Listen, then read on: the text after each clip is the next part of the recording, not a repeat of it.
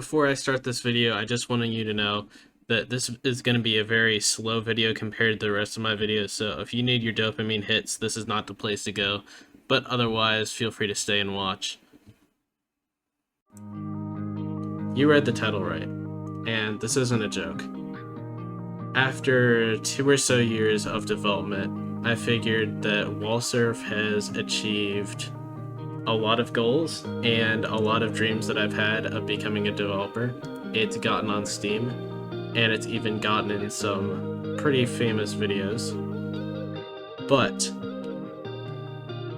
there is always a time where a developer will receive a large amount of burnout, and I am going through that right now.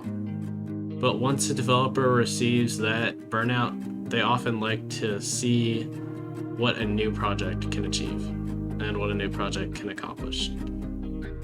So this video is going to be spent encapsulating some of the things that make WallSurf work, plans for the future, and maybe a sneak peek of my next upcoming game. Since we're already in one of my favorite levels, I might as well show you the Lonely Tree. We take the camera out here, you can see a singular lone tree. Do I know why it's here? Not entirely, but I do have a theory. And that's because whenever I develop a new level, I typically like to copy assets over from other levels. Now, this tree might have been a leftover asset that I forgot to remove. That's just my theory though. We can also take the camera out and see the UI. This is a classic thing that Unity likes to do, which is the engine that this game runs on. Now, taking the camera out to the 1-1 event level, you can see the player right here, and you can see the surrounding environment. But it's all walled off, so let's just go beyond these walls and see what it looks like. Now, although many players may know about the secret Markiplier hidden behind the first 1-1 level, many players also do not know about the secret Easter egg hidden over in 1-3, which is this shadow right here that disappears when you get up close to it, and additionally is only visible periodically depending on a random event chance. And although most players might want to go forward on level 2-3, they might also want to go backwards, and if they do so, they'll be directed down here, where you can see a bunch of lightly waxed cut copper stairs. Of course, not with the official texture pack from the game, which is from, because I do not want to get copyright struck. Then I have 2 basically portal walls, which don't really work though. And then finally I have a QR code, which takes you to an alternate version of one of the game's tracks. And if you go over to 2-1, you'll see the goal, but beyond it is honestly one of the saddest things that I could have ever put in my game. This is the Epic Alex Time Memorial. Now, Epic Alex Time was essentially a YouTuber that was supposedly the guy behind the Burger King Foot Lettuce meme. The guy who actually stood in the lettuce, not the narrator.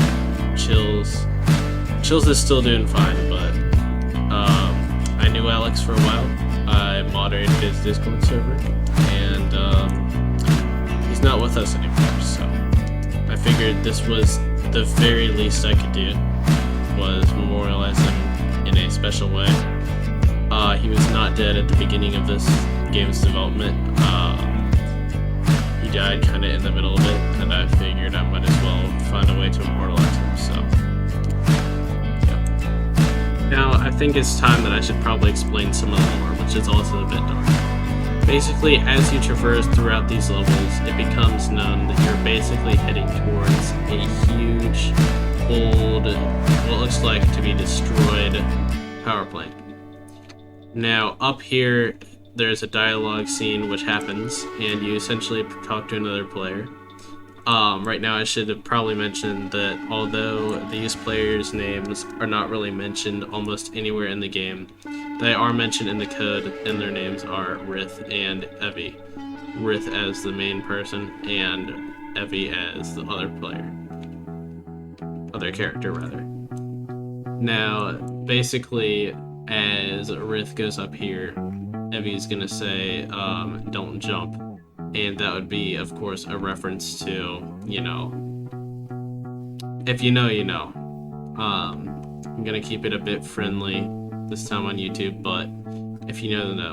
And the reason for that, the reason why in such a futuristic society they'd have all this ruin, well, let's go back a little bit, because essentially the future was some grand thing, but eventually there became a point where a huge meteor was gonna take a chunk out of everything. As you can see, the power plant hit straight into that power plant, the meteor, and essentially got rid of, or like caused a huge gas type thing to happen. Huge apocalyptic event. And so humans designed these B-gnomes, I'm pretty sure they're called, and they basically are some like insanely, like, just the best, one of the best races, like a super race of non-human life forms designed to withstand this event, because humans had predicted it. And humans fled to a whole nother planet and left these B-gnomes here, basically as some sort of remnant or a time capsule to basically say, hey, humans were here if someone else ever happened to go out here. So eventually these B-gnomes created huge cities and structures in the sky. But there's a problem, because B-gnomes were a Type 1 civilization, and if you've ever seen that one rat experiment, you would know that whenever you have everything you could possibly want, and not a lot of incentive to do anything, you eventually just don't want to live with it anymore. And so that's why there aren't hardly any of them left, because all of them decided to go travel to the next plane of existence, let's say. It's a pretty dark thought, but I thought it'd be kind of interesting to include it in this lore. Am I sure of why? No, not really. But I do remember hearing about that experiment while I was developing the game, and realized maybe it would be a good point for lore, because I knew this is going to be a very dystopian future, and I figured that could be an interesting plot point. Also, for anyone who is wondering, since the environments are very much copy-pasted, you can find those walls underneath the ground right there. Now, I would say this is the end of the video, but maybe it isn't, because I got this idea from Slime E101, where basically he put a secondary audio track in the language Klingon inside his video, and I kind of want to see where that goes. So if you want to learn about my next game, feel free to give this video a rewatch with the Klingon language selected.